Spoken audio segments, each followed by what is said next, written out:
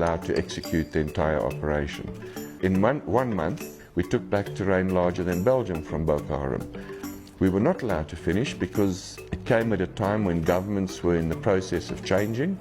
I think President Jonathan's government possibly saw the entire Boko Haram contract, if we call it that, almost as a last gasp in order to regain popularity.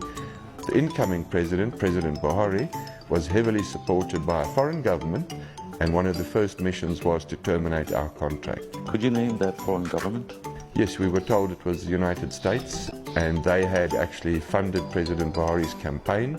The campaign manager for President Buhari came from the US, and I'm not saying that the United States is bad. I understand foreign interests, but I would have thought that a threat such as Boko Haram on the integrity of the state of Nigeria ought to be actually a priority. It wasn't. African leaders are a sellout. I give up, guys. Just listen to this video, guys. Listen first. Listen first. Would you walk us through the Boko Haram offensive?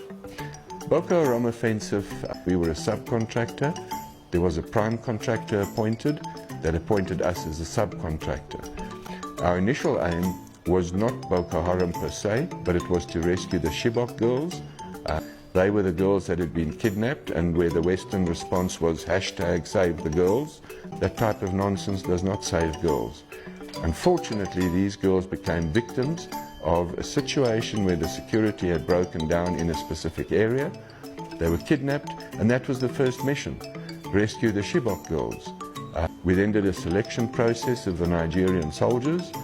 The soldiers were retained after the election process, were then trained in a very specific way to conduct a hostage rescue operation, and that requires a very specific type of person. However, approximately 5 or 6 weeks into the training of the hostage rescue team, we were asked to change our mission, and that mission was to go to a town called Maiduguri in northeast Nigeria that had come under severe threat of Boko Haram. We then rapidly had to transition what we were doing and suddenly train a very offensive force with a minimum of equipment, and we rushed to Maiduguri. We met with the 7th Infantry Division commander. We finally understood the pressures he was under, and our suggestion was to him that this force we had trained, which we named the 72nd Mobile Strike Force, would actually spearhead the division, and that is precisely what we did. The operation was in 3 phases.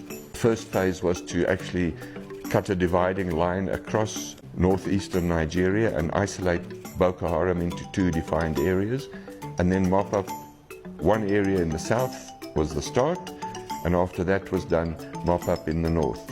The division would follow behind, occupy terrain. We would train the division in situ in defensive positions, etc., but we were never allowed to execute the entire operation.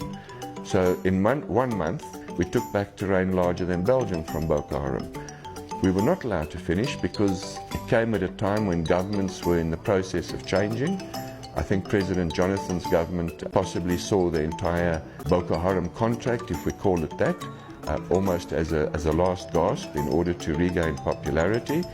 The incoming president, President Buhari, was heavily supported by a foreign government, and one of the first missions was to terminate our contract. Could you name that foreign government?